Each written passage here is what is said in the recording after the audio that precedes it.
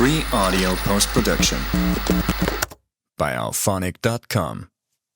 Hi everyone, I'm Brittany. Welcome to Randomness, where we talk about a little bit of everything, the deep, the weird, and the real. So take a breath, open your mind, and let's get into it. Okay, so a listener reached out to me recently and shared something really personal, and I would like to share it with you guys.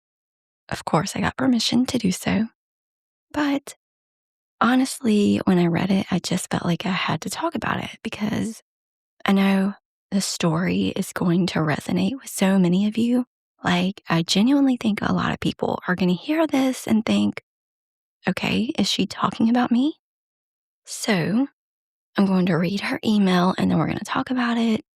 Of course, I've changed her name for her privacy. So we're going to call her Miranda. And Miranda, if you're listening, thank you for trusting me with this. And I hope this helps you.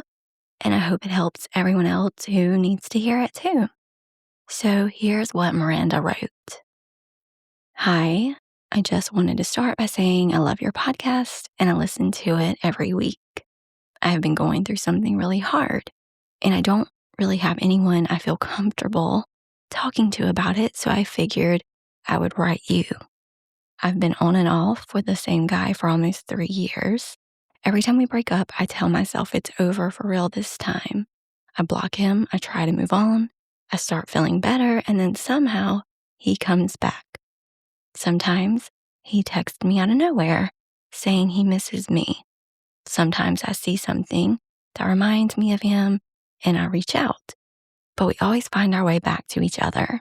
And every time we get back together, it feels amazing at first. Like the best feeling in the world. I feel like everything makes sense again. But then the same problems come back. He pulls away. He's hot and cold. He makes me feel like I'm too much and eventually it falls apart again. And the cycle just keeps repeating. I know he's not good for me. My friends are exhausted by it. My sister told me she cannot keep watching me do this to myself. And they are right. But I love him. And I don't know how to stop. I don't know why I keep going back to him when I know how it ends. Am I stupid? Is something wrong with me? I just want to understand why I can't let go. Okay, so first of all, Miranda, no, you're not stupid and nothing is wrong with you. I need you to hear that before anything else. What you are describing is one of the most common and one of the most painful human experiences there is. And the fact that you can't just logic your way out of it doesn't mean that you're weak. It means you're human. So let's talk about what's actually happening here because I think maybe understanding it can help. So what Miranda is describing is often called a trauma bond. And well, let me explain what it actually means. A trauma bond forms when there is a cycle of intense highs and lows in a relationship. The connection feels amazing.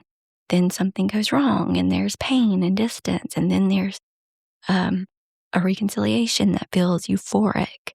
And that cycle, repeated over and over, actually creates a really powerful psychological and emotional attachment. It's not that different from what happens in addiction. And I mean that literally, not metaphorically.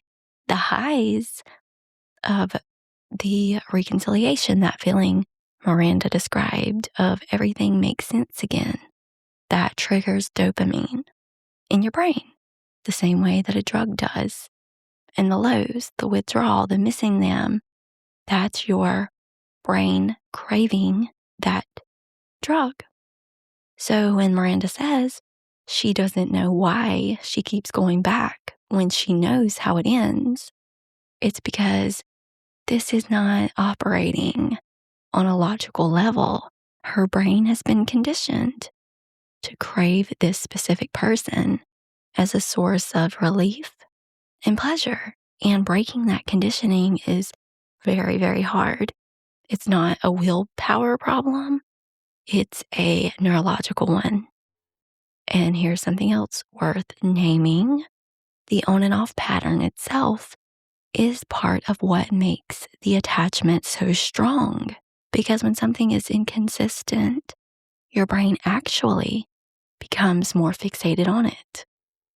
It's called intermittent reinforcement.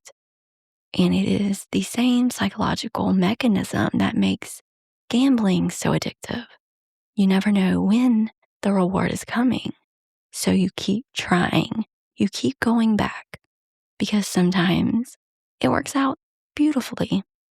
And that possibility keeps you hooked.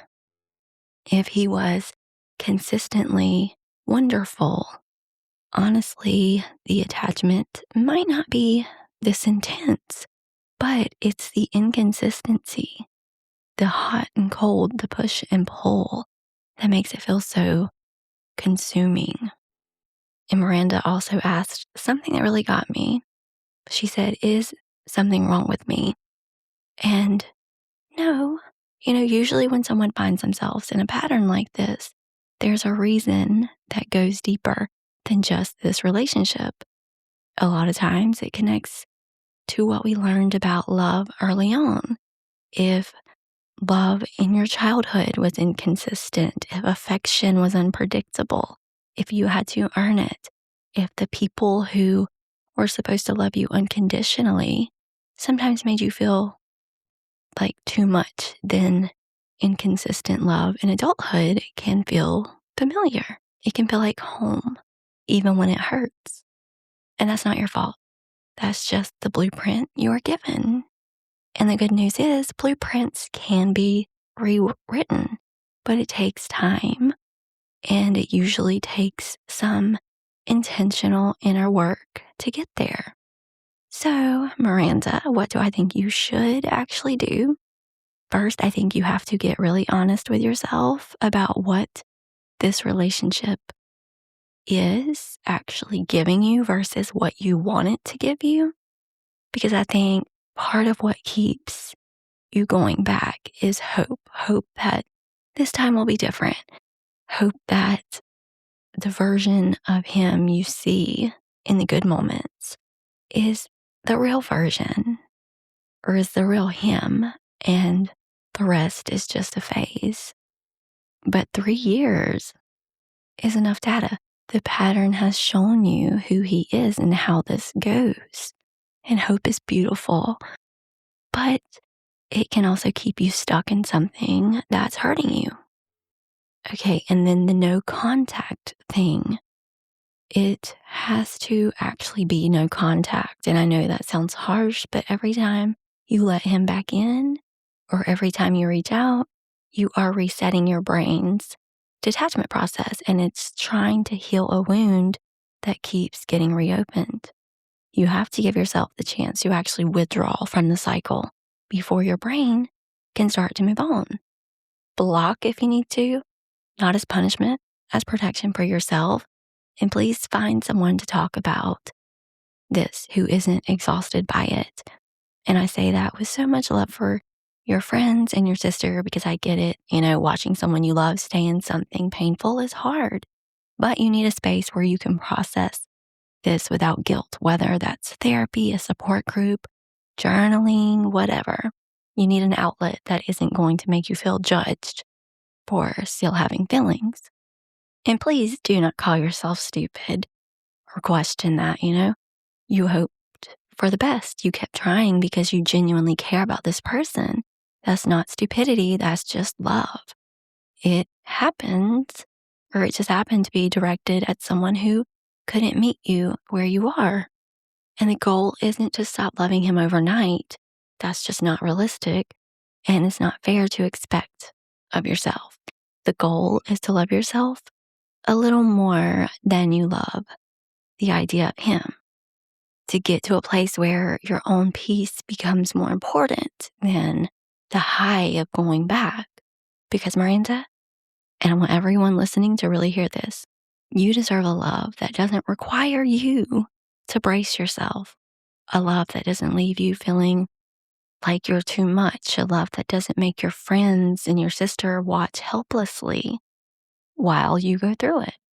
You deserve something consistent, something that feels safe, something where the good times aren't just a break between the hard times. And that exists. I really believe that. But you can't find it while you're still caught in this cycle. If anything Miranda shared resonated with you today, I really hope you heard something useful. And if you're going through something similar and you want to share your story, my email is always open, guys. You're never as alone in it as it feels. But thanks for listening. Until next time, choose yourself first, break the cycles that break you, and remember, you are not too much. You are just enough for the right person. All right, guys, that's it for today. Thanks so much for listening. If you enjoyed today's episode, make sure to follow. And remember, keep your energy grounded, your mind open, and your curiosity alive. Free audio post-production by Alphonic.com.